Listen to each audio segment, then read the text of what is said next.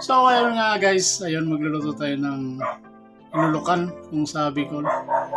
Kaya ayun, kukudkod tayo ng niyog, yung hindi pa masyadong matigas, yung tawag dito sa kamalig ay lukaron. Alright. Kaya kudkod tayo.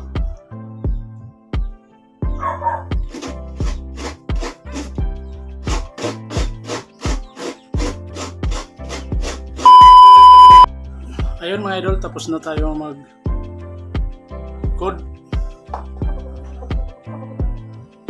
Silip ko naman sa inyo mamaya ang mga ingredient nito. Ayun mga idol, ayun, tatagda rin natin ng pino para hindi masyadong sa bibig Panginoon natin.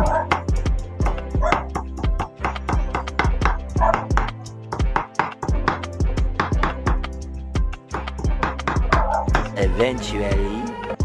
Ayan mga idol, nahalo na yung talangka tsaka yung nyug na tawag sa amin ay lukaron. Kaya itong mga ingredient kanila lamansi, bawang sibuyas, hindi na nakita yung kanina, tsaka paminta, tsaka arboboy na oregano. Ayun, ito na ang pang pagbabalutan. Ayun tawag sa amin dito tanag. Ito yung pang tali dahon ng buri dito sa amin sa Bicol, sa Kamalig.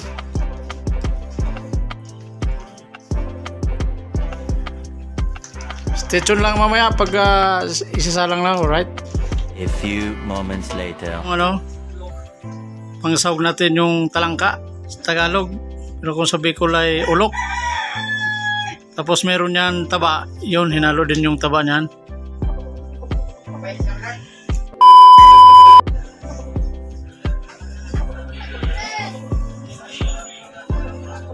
Yun, binakabalot na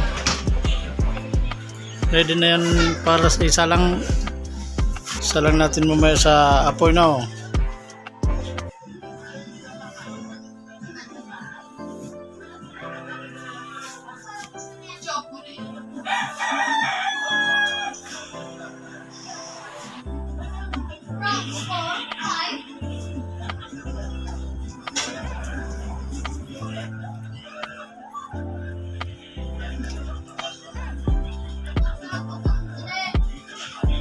Yun, ganun plan pag paglagay ng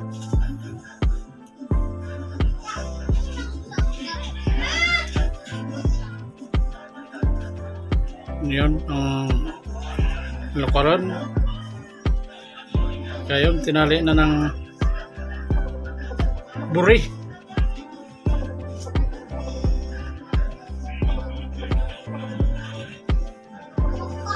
Alright,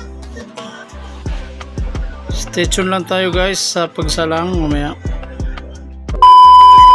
So ayun nga guys, naka-ready na ang apoy. Sasalang natin yung yung nasa kaldero na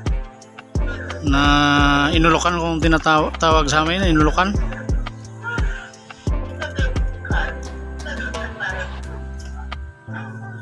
Mati na guys, kasalang na. Alright, ilang minuto lang, yari na yan. A few inches later.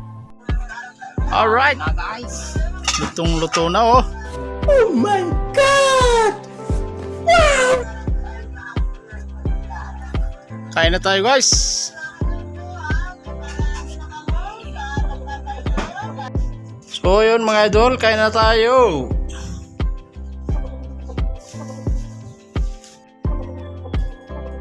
Yun mga idol, yum yum yum.